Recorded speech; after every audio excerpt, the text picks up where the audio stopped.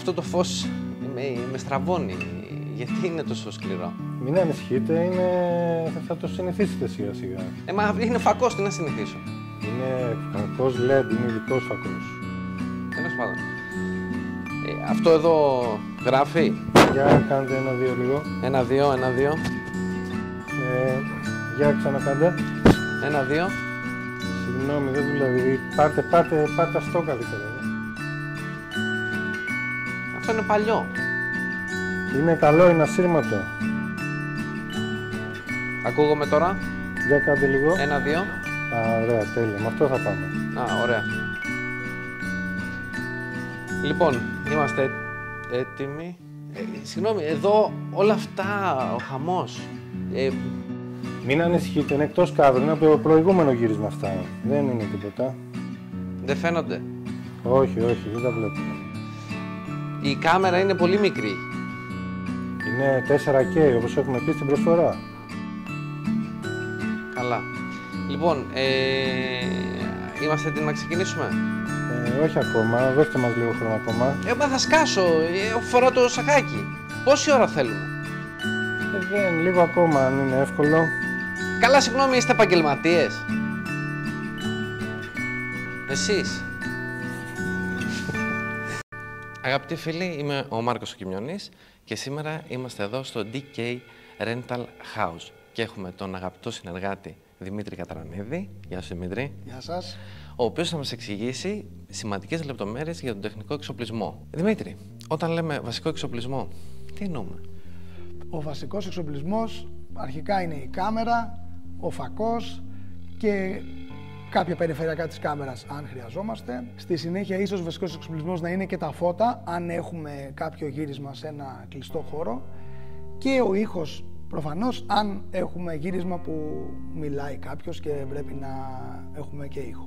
Ας ξεκινήσουμε λοιπόν με τα φώτα. Τι επιλογές έχουμε? Έχουμε αρκετές επιλογές. Τα τελευταία χρόνια οι εταιρείες στρέφονται στην τεχνολογία του LED και όλα τα φώτα είναι LED τώρα πια. Είναι ψυχρά, θερμά και υπάρχουν και κάποια φώτα που έχουν χρώματα που τα λέμε RGB. Τώρα εδώ για παράδειγμα αυτό εδώ το φως που μας φωτίζει είναι ένα 300 watt ας πούμε περίπου και είναι soft. Δηλαδή έχουμε βάλει το softbox αυτό να το μαλακώσει. Έχει και αυτό εδώ το grid που αυτό εδώ κατευθύνει το φως, ναι, όπως είναι και αυτό το φως ενδείκνυται για να φωτίσουμε πρόσωπα, γενικά το δέρμα. Αγκαλιάζει ωραία το πρόσωπο, οπότε βοηθάει στην εικόνα να είναι πιο ποιοτική. Κάνει μαλακές σκιές, δηλαδή ένα πολύ σκληρό φως που θα το δούμε αυτό σε λίγο. Θα κάνει σκιά η μύτη εδώ, τα μάτια είναι λίγο για άλλη χρήση. Όταν βάζουμε το softbox αυτό ή οποιοδήποτε diffuse που λέγεται αυτό το πράγμα να μαλακώσει το φως, χάνουμε ένταση από το φως αλλά κερδίζουμε ότι είναι πάρα πολύ μαλακό το φως και ωραίο. Αυτό το φως μπορούμε να το κάνουμε σκληρό π.χ.? Βεβαίως. Ας πάμε να το δούμε. Πολύ δυνατό. Ναι. Έτσι το σκληρό το φως είναι κάπως έτσι. Συνήθως με το σκληρό το φως φωτίζουν εξωτερικά κάποιο κτίριο ας πούμε, το βράδυ ή κάτι τέτοια. Δεν το χρησιμοποιούν να φωτίσουν πρόσωπα, εκτός αν θέλουν να δείξουν, να περάσουν αυτή την εικόνα και αυτό το look στην ταινία, την πιο σκληρή, ότι καίγονται λίγο όλα, ότι είναι σκληρές, δυνατές κτλ. Φαίνεται λίγο πιο άγριο το πρόσωπο, ναι, και καμιά φορά βοηθάει το σενάριο. Εννοείται.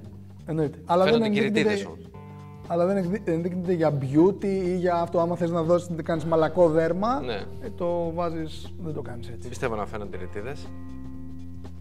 Τι ωραίο φως! Ηλιοβασίλεμα! Αυτό το συγκεκριμένο φως είναι και bicolor, δηλαδή μπορεί να αλλάξει τη θερμοκρασία και να γίνει ζεστό. Τώρα είναι ζεστό. Και είναι έτσι λίγο πιο κίτρινο.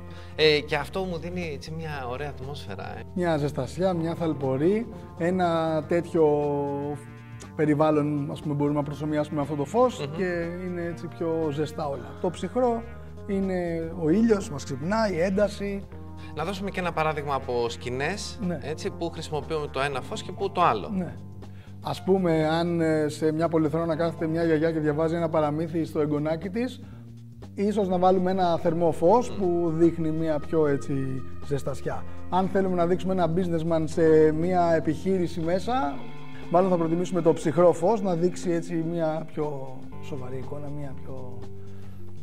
Μ' αρέσουν οι business. Καλά, αυτό είναι τέλειο φως για μπαράκι, έτσι, να πάμε να πιούμε κανένα ποτό. Λοιπόν, πες μας λίγο για τα χρώματα. Εδώ βλέπω ότι έχει πολύ ωραίο χρώμα αυτό το φως.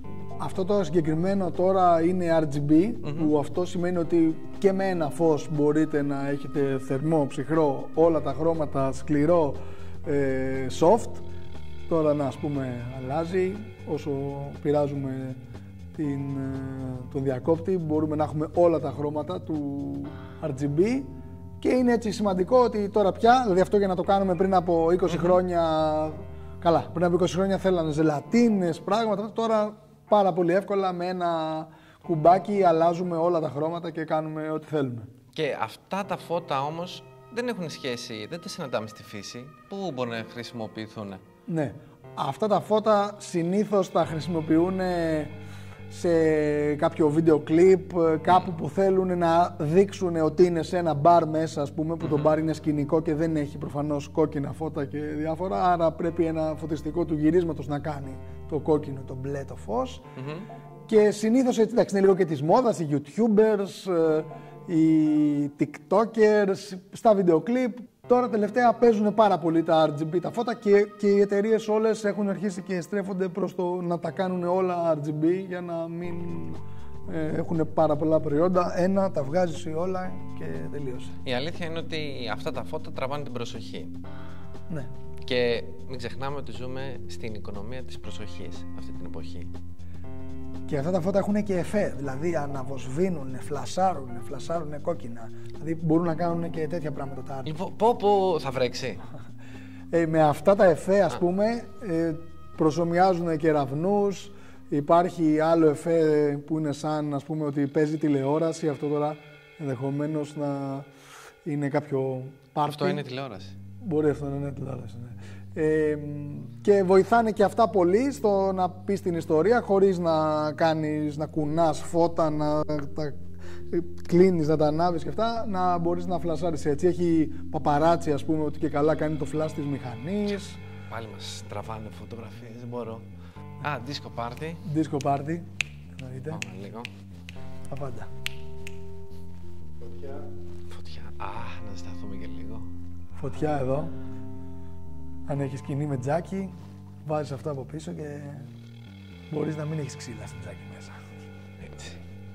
Λοιπόν, πάμε τώρα στις κάμερες. Έτσι, έχουμε επιλέξει σήμερα 3 βασικές κατηγορίες. Ξεκινάμε από την μικρότερη.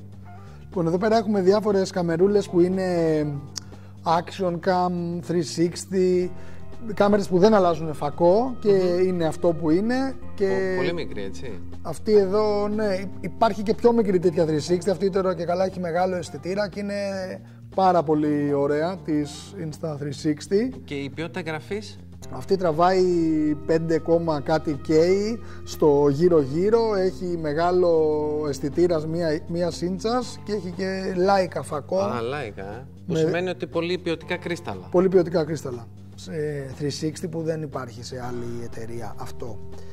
Μετά... Αυτή δεν έχει φακό. Αυτή δεν έχει φακό, αυτή τώρα είναι Sony. Βάζουμε ό,τι φακό θέλουμε. Mirrorless, βάζουμε ό,τι φακό θέλουμε αρκεί να είναι στο mount της κάμερας. Προφανώς υπάρχουν και άλλες κατηγορίες αντίστοιχες που έχουν τα δικά τους mount. Η Sony έχει το E-mount. Και μετά σε μια πιο πάνω κατηγορία, αυτή εδώ ας πούμε είναι η Red. Αυτή είναι κατηγορία διαφήμισης. Σίγουρα δεν μπορεί ένα άτομο να κάνει γύρισμα με αυτήν, καθώς θέλει κάποιες διαδικασίες να γίνουν με τις μπαταρίες, με τους δίσκους, με τους φακούς. Αλλά ναι, αυτή εδώ είναι η... Αυτή είναι που λέμε η κινηματογραφική κάμερα. Ναι, είναι στην κατηγορία της κινηματογραφικής. Αυτή εδώ η κάμερα θέλει έναν ιδιαίτερο χειρισμό. Δηλαδή δεν είναι ότι έχει αυτόματο focus, αυτόματα διαφράγματα, την αφήνεις και το κάνει μόνη της. Αυτή θέλει κάποιους τεχνικούς να την χειριστούν, που να την ξέρουν. Πρέπει να βάλεις το φακό μπροστά, να βάλεις το monitor από πάνω, να βάλεις την μπαταρία από πίσω, να βάλεις το σκληρό δίσκο εδώ.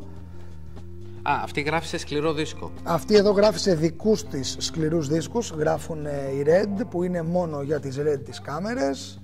Οι υπόλοιπες γράφουν σε πιο κλασικά μέσα. Δηλαδή αυτή εδώ η Α7 συγκεκριμένη γράφει σε καρτούλα SD, που είναι έτσι πολύ σύνηθες να βρούμε. Και πολύ πιο οικονομική, έτσι. Σίγουρα. Και έχει και μια δικιά της κάρτα για να γράφει ένα πολύ μεγάλο αρχείο. Τώρα η διαφορά με αυτές εδώ τις κάμερες είναι πάντα, εγώ λέω, τι θες να κάνεις. Αν είσαι μόνος σου και θες να πας να τραβήξεις στο Μπαρνασό να κάνεις σκι, σίγουρα εδώ δεν πας με τίποτα. Εδώ δύσκολο. Καλύτερα να πάρεις μια action cam, να τη βάλεις στο κράνος, να την έχεις ένα σελφοκόνταρο, να τραβάς τον εαυτό σου, να τραβάς τους άλλους, να κάνεις μια τέτοια φάση λίγο πιο one man show.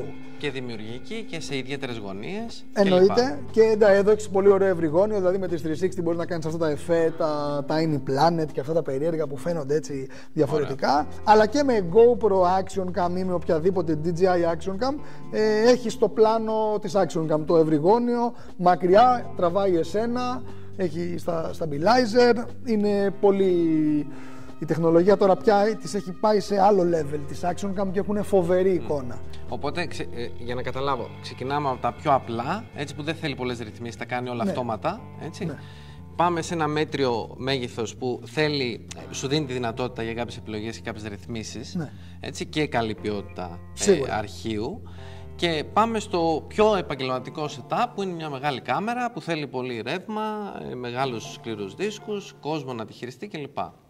Έτσι. Οπότε αυτό μας δίνει και τη δυνατότητα το rental, ανάλογα τη δουλειά που έχουμε να κάνουμε, να επιλέξουμε και τον ανάλογο εξοπλισμό που ταιριάζει στο budget.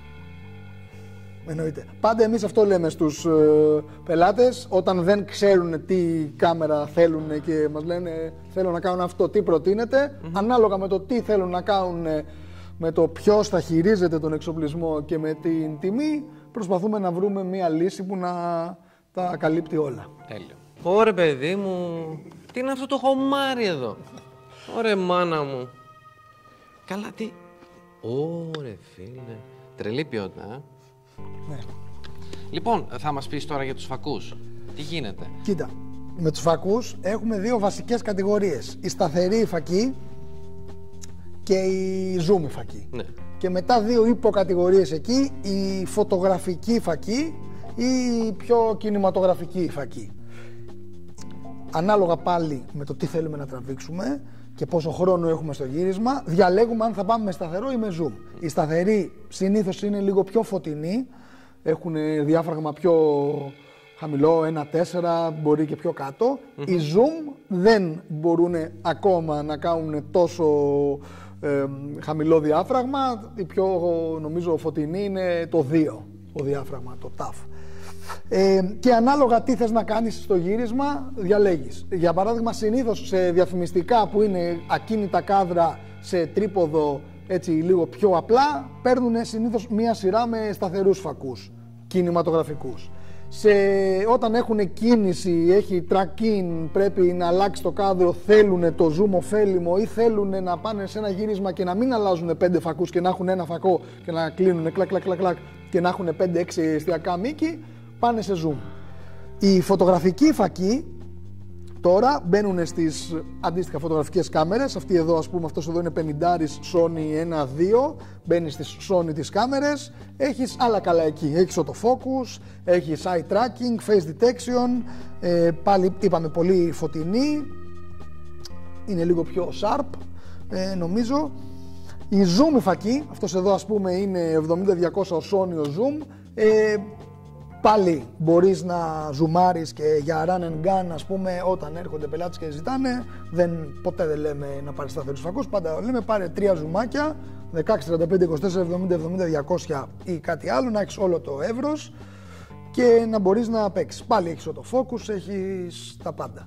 Στους κινηματογραφικούς τους φακούς, τώρα βλέπεις εδώ πέρα έχουν γρανάζια που μπαίνει το focus στο γρανάζι, μπαίνει μοτέρ εδώ και γυρνάει το focus. Γιατί δεν έχει μέσα μοτέρ, σωστά, όπως ο άλλος. Σωστά. Εδώ πέρα η φωτογραφική και η zoom και η σταθερή έχουν μοτεράκια μέσα για autofocus, για να αλλάζει το διάφραγμα. Εδώ πέρα όλα είναι manual, δεν υπάρχει ηλεκτρικό Δεν υπάρχει ηλεκτρονικό κύκλωμα εδώ να κάνει κάτι. Το διάφραγμα σε ένα γρανάζι, το focus σε άλλο γρανάζι και στην περίπτωση των zoom και το zoom αντίστοιχα σε άλλο γρανάζι. Και ας πούμε στον κινηματογραφικό φακό εδώ όταν κάνει zoom δεν μπαινοβγαίνει ο φακός μέσα έξω, που σε κάποιον φωτογραφικό μπορεί να συμβεί, γιατί τα γρανάζια έχουν συγκεκριμένες θέσεις για να μπουν τα μοτέρ. Οπότε στους φακούς το μέγεθος έχει σημασία? Το μέγεθος έχει σημασία ανάλογα με το που θέλεις να βάλεις το φακό. Για παράδειγμα, άμα είσαι σε κάποιο Ronin, σε κάποιο gimbal, κάπου που δεν μπορείς να έχεις πάρα πολύ βάρος, ένα zoom φακός κατά τη γνώμη μου θα σε δυσκολέψει εκεί πέρα, αν και ο χειριστής δεν είναι έμπειρος και το μηχάνημα δεν μπορεί να το κρατήσει. Αλλά προφανώς μπορεί να μπει και ο zoom ο φακός. Όπως βλέπεις εδώ, ας πούμε αυτός εδώ που είναι ο 35 ο 1.4 ο Sony, αυτός εδώ τώρα είναι 500-600 γραμμάρια, μπορεί πολύ πιο εύκολα να μπει σε ένα gimbal ή οπουδήποτε, σε ένα drone κάπου. Ο κινηματογραφικός ο φακός θέλει πιο μεγάλο τρίποδο, θέλει λίγο μια διαδικασία πιο επαγγελματική. Ίσως και δεν έχει χώρο εδώ ή να βάλεις μοτέρ μέσα. Γιατί φαντάζομαι αν έβαζες και μοτέρ θα ήταν ακόμα πιο μεγάλο. Σίγουρα. Okay. Οπότε εδώ έχουμε φωτογραφικούς φακούς και εδώ έχουμε κινηματογραφικούς φακούς. Έτσι. Ναι.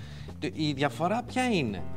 Στους κινηματογραφικούς φακούς αρχικά τα γρανάζια, εδώ για παράδειγμα σε αυτόν βλέπεις ότι εδώ είναι focus στα 2 μέτρα και για να πας στο 1,5 μέτρο κάνεις μια τεράστια κίνηση. Περιστροφή. Έτσι ο άνθρωπος που χειρίζεται το focus στη διαφήμιση μπορεί πολύ πιο εύκολα να κάνει ακριβώς τη λεπτομέρεια που πρέπει.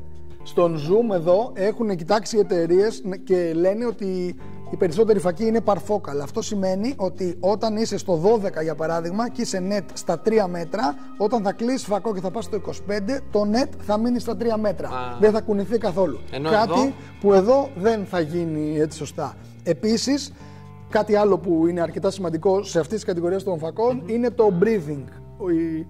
Η ανάσα, ας πούμε, ότι όταν κουνάς το net από το minimum στο άπειρο, όταν κουνάς το focus από το minimum στο άπειρο, δεν αλλάζει καθόλου το κάδρο. Σε έναν φτηνό, οικονομικό, φωτογραφικό φακό, από το minimum στο άπειρο αλλάζει αρκετά το κάδρο, ενώ σε έναν συνέ φακό θα αλλάξει απειροελάχιστα έως και καθόλου. Σε πάρα πολύ ακριβούς φακούς δεν αλλάζει καθόλου το κάδρο. Οπότε αυτό είναι πολύπλοκη κατασκευή και γι' αυτό είναι και το κόστος. Το κόστος, ναι. Μιλάμε τώρα ότι μπορεί ο ίδιος φακός σε φωτογραφικό με κινηματογραφικό να έχει 5 φορές πάνω την τιμή. 5 φορές πάνω.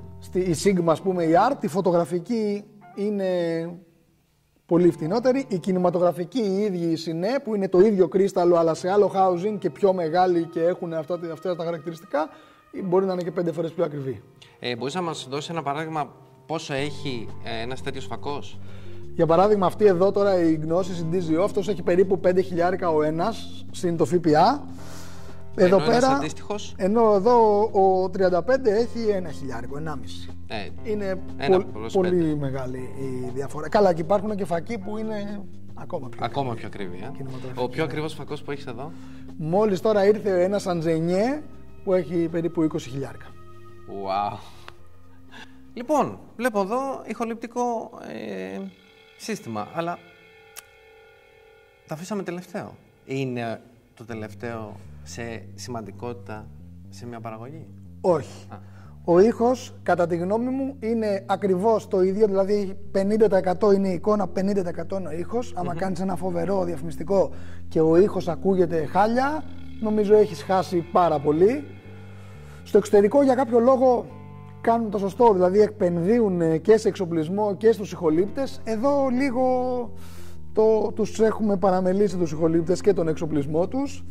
Και τηλεόραση με παράσιτα, ας πούμε, βλέπουμε ήχο ή ραδιόφωνο, αν ακούμε ο ήχος να κόβεται ή να γίνεται κάτι περίεργο, είναι φάουλ σίγουρα. Άρα το αυτί μας έχει εκπαιδευτεί να τα ακούει όλα τέλεια και με το σωστό εξοπλισμό και με τους σωστούς τεχνικούς προφανώς θα είναι ο ήχος όπως πρέπει. Μονίμως στις παραγωγές αφήνουν εκτός budget τον ήχο και κάθε φορά τρέχουμε. Πες μας τώρα τι λύσεις έχεις βρει εδώ ώστε να έχουμε καλής ποιότητας ήχο χωρίς budget. Λοιπόν, κοίταξε να δεις. Αρχικά να πω ότι και εμείς η ελληνική πραγματικότητα είναι ότι συνήθως οι ηχολήπτες, οι καλοί, έχουν τον εξοπλισμό τους. Γι' αυτό και σε πολλά rental house δεν μπορούμε να φτάσουμε στο επίπεδο το top όπως φτάνουμε στις κάμερες και στους φακούς. Ναι. Έχουμε όμως κάποιο εξοπλισμό για να εξυπηρετήσουμε. Παλιά, ας πούμε, είχαμε αυτές εδώ, τις Roadlink, τις ψηρούλες, τώρα είναι πομπός δέκτης, είναι λίγο πιο γκουμούτσες. Τώρα εδώ χρησιμοποιούμε σε αυτό το γύρισμα το ίδιο πράγμα σε... Θα δείξουμε πόσο πιο μικρό είναι, έχει πέσει εδώ μέσα στα κλειδιά. Λοιπόν, το ίδιο πράγμα τώρα, ας πούμε, είναι τόσο μικρούλι. Ναι. Διαφορά. Η τεχνολογία προχωράει βέβαια, όλο και μικρότερα τα κάνουν όλα. Και αυτές εδώ τώρα είναι ασύρματες ψήρες. Δηλαδή είναι αυτό εδώ μπαίνει. Για σύγχρονο ήχο. Για σύγχρονο ήχο, ναι, για να μιλάει άνθρωπος. Και γράφει κατευθείαν στην κάμερα. Και γράφει κατευθείαν στην κάμερα με καλωδιάκι ο δέκτης που τον έχει η κάμερα. Βγαίνει ένα τζακ από εδώ και μπαίνει το μικρόφωνο, όπως είναι αυτό εδώ, και γράφεις. Ωραία. Υπάρχει και το boom που για μένα ο καλύτερος ήχος σε συνέντευξη είναι από σοβαρό μικρόφωνο boom. Δεν είναι από την ψήρα, γιατί η ψήρα παίρνει πάρα πολύ ήχο και πιο μακρινά. Αυτό κάνει αυτό είναι κατευθυντικό, ναι. Δηλαδή εδώ μέσα, ας πούμε, είναι ένα Sennheiser 416 μικρόφωνο που είναι πολύ ποιοτικό. Έτσι. Πολύ ποιοτικό. Το στοχεύεις εκεί, πηγαίνει πάρα πολύ κοντά στο εκεί. Εννοείται ότι αν ο ηχολήπτης βήξει θα ακουστεί, αλλά σε αυτό το range που βλέπει παίρνεις πολύ ωραίο αποτέλεσμα ήχου. Προφανώς πρέπει να το πας κοντά στον άνθρωπο, άρα δεν μπορεί πάντα να παίξει το boom, αλλά εκεί που είσαι σταθερά σε μια συνέντευξη μπορείς να βάλεις το μπουμάκι από κάτω ή από πάνω, αν σε παίρνει από κάδρο και δεν έχεις πάρα πολύ γενικό. Και όλο αυτό το περίβλημα τι είναι?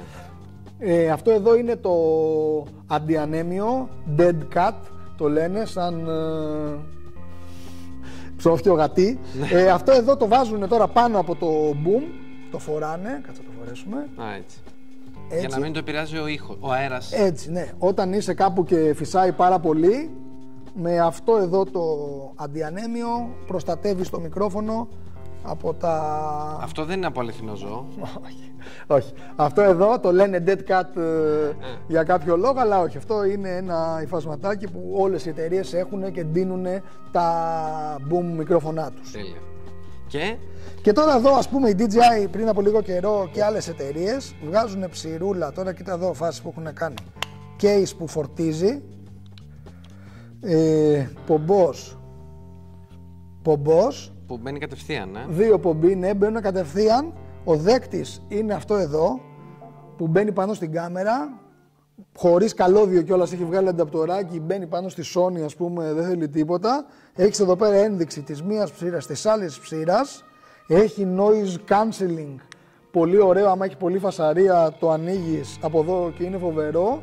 Και επίσης, κάτι πολύ σημαντικό, αυτή εδώ γράφει και πάνω της, έχει δηλαδή μια εσωτερική μνήμη ο κάθε πομπός, ώστε αν κάτι γίνει στην κάμερα, αν κάτι συμβεί, να υπάρχει το αρχείο μέσα εδώ και να μπορείς να το πάρεις στη συνέχεια. Αν γίνει δηλαδή κάποια παρεμβολή. Αν γίνει κάποια παρεμβολή που μπορεί να συμβεί στα σύρματα, αν κόψει η μία κάμερα αυτή που έγραφε ήχο, αν τέλος πάντων είναι πιο χαμηλά η στάθμη της κάμερας για κάποιο λόγο κατά λάθος, έχεις και το αρχείο εδώ. Και αυτά εδώ τώρα τα συγκεκριμένα γράφουν και 32 bit, που αυτό είναι σαν να γράφουν νερό βίντεο, που δηλαδή μπορείς ακόμα και αν πικάρει λίγο, ακόμα και αν είναι λίγο χαμηλά, να το φέρεις ακριβώς. Να που το είναι διορθώσεις. Κάτι φοβερό. Και συνδέεται και με κινητό. Συνδέεται και με κινητό, κατευθείαν. ναι. Φορτίζει τώρα μέσα εδώ, μόνο που το βάζεις, αυτό κάνει έτσι και φορτίζει. Φοβερό. Είναι φοβερό. Το βγάζουν και άλλες εταιρείες τώρα, έχουν ξεκινήσει και κάνουν τέτοια. Αυτό είναι ακριβό, να το νοικιάσουμε? Όχι, αυτό είναι πάρα πολύ φθηνό. Τέλειο. Εδώ έχουμε ένα recorder, έτσι. Τι σημαίνει, δηλαδή, αυτό γράφει τον ήχο χωριστά από την κάμερα? Ναι.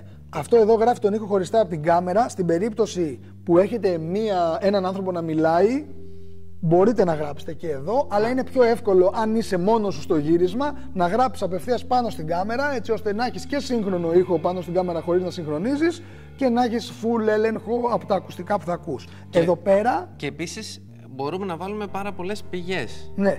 Εδώ πέρα έχεις πιο καλή ποιότητα από το αρχείο που θα γράψει η κάμερα, άμα είναι μια οικονομική mirrorless ή μια DSLR ή κάτι, γιατί αυτό εδώ είναι εγγραφέας που εξειδικεύεται σε αυτό που κάνει. Και αν έχεις 2, 3, 4 άτομα, σίγουρα θα το χρειαστείς αυτό, γιατί αυτό εδώ ας πούμε έχει 4 εισόδους που έχουν και ξεχωριστή ένταση η κάθε είσοδος για να μιλήσουν 4 άτομα. Ανάλογα τη φωνή που έχει ο καθένας, ο ένας μπορεί να μιλάει δυνατά, ο άλλος χαμηλά. Ακριβώς, τι θα κάνουμε. Ακριβώς. Το ρυθμίζεις, έχει και εδώ μικροφωνάκι να γράψεις και έξτρα ήχο άμα θέλεις. Ακούς, πατάς εγγραφή εδώ, έχει μια καρτούλα SD, γράφεις εδώ, κάνεις μια κλακέτα για να συγχρονίσεις το βίντεο Ή παλαμάκια. ή παλαμάκι. Ή με κάποιο software μπορείς να συγχρονίσεις χωρίς κλακέτα, αλλά εντάξει, η κλακέτα είναι πιο στάνταρ και έχεις όλο τον ήχο μέσα σε μια απλή SD καρτούλα. Τέλειο. Μωρέ Δημήτρη, έχω μπερδευτεί λίγο. Είδαμε τόσα πράγματα. Τελικά, ποιος είναι ο καλύτερος εξοπλισμός για να κάνουμε μια παραγωγή που θα διαπρέψει? Ο καλύτερος εξοπλισμός είναι αυτός που ξέρεις να τον χειρίζεσαι, που μπορείς να τον πληρώσεις και που χρειάζεσαι πραγματικά. Δηλαδή έρχονται και εδώ στο γραφείο, παίρνουν πράγματα. Τελικά ανάβουνε, μου λένε δεν τα χρησιμοποίησα, δεν έβαλα αυτό εκείνο.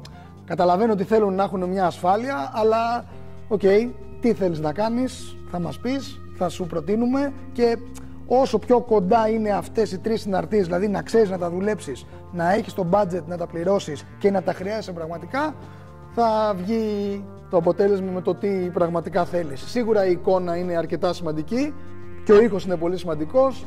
Και ο φακός είναι πολύ σημαντικός. Πρέπει να υπάρχει μια ισορροπία για όλο αυτό. Δεν μπορείς να πάει να κάνεις ένα γύρισμα με μια τέρμα κινηματογραφική κάμερα και να μην έχεις φώτα. Ναι. Ή να πάρεις όλα τα φώτα του κόσμου και να πας να τραβήξεις με μια κάμερα της πλάκας. Δηλαδή πρέπει να υπάρχει μια ισορροπία για να έχεις το αποτέλεσμα που θέλεις, κατά τη γνώμη μου. Δημήτρη, μας τα πες τέλεια.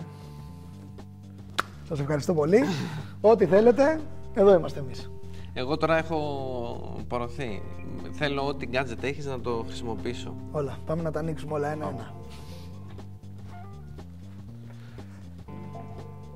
Πείτε μας.